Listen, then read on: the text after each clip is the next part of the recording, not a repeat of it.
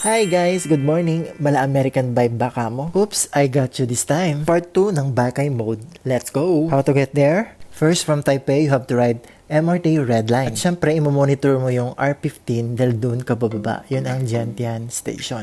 Pagbaba mo doon, syempre ang exit mo ay 3. Dito na kaagad yung bus stop. Ito rin malapit ang night market ng Shilin. Paggaling ko nga sa Tiaoxi bus stop nung araw na yon, dumiretso din ako dito. Pagdating ko nga dito ay saktong dumating na rin yung bus papunta doon sa next destination ko. At syempre, nakatulong din sa akin yung apps doon sa cellphone ko na Taiwan Bus. Syempre, nag-scroll ako agad para makita ko kung ilang oras or minuto ang biyahe papunta doon. R5 nga ang number ng bus at ilang minuto lang ang oras ng biyahe. Tapos ang bababaan ko pala ay ang Chinese Culture University. Hanapin mo din yung maliit na grocery store ng Carrefour. Ilang minuto nga lang ay makakarating ka agad sa destination mo. Pagkababa mo nga sa bus stop, makikita mo kaagad yung signage ng American Village. Pagkakita mo doon, tumawid ka na at diretsuhin mo na yung street papasok doon. Guys, ang American Village ay dating military housing. Na-preserve nga nila ito at ginawa nilang hotel at saka restaurant. Pagpasok mo nga dito, wala namang entrance fee kaya maaari ka nang pumasok. Pinuntahan ko na to guys kasi na-curious ako, 'di ba? Alam mo naman sa Pilipinas, na-colonize tayo ng mga ilang taon. May parte nga sa Pilipinas na na-preserve din nila yung mga kampo dati.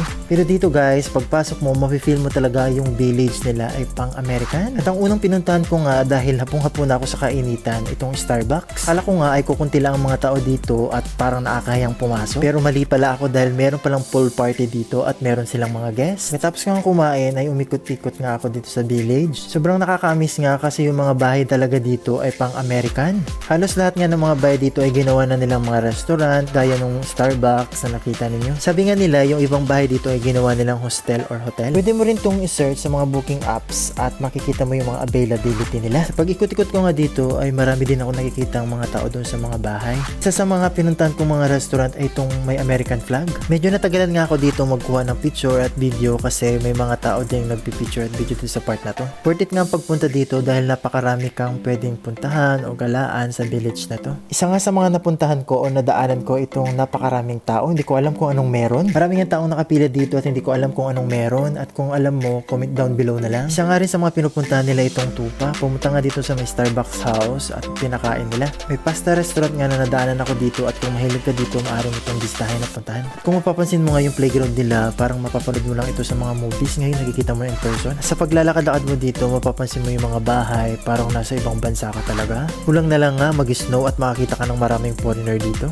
Guys, isa nga ito sa mga tourist spot or pwede mong pasyalan kapag nandito ka sa Taiwan. Dahil bukod nga dun sa Mala American Village na vibe nila dito, marami ding mga restaurant dito na nag-o-offer ng iba-ibang cuisine. Sa mga nagtatanong kung anong oras nagbubukas itong village na to, wala namang alat time ng close or open ito, basta wag ka lang pumunta dito ng gabi. Dahil hindi mo na makikita yung Instagrammable places. So guys, hanggang dito na lang aking videos. Thank you for watching. Bye-bye!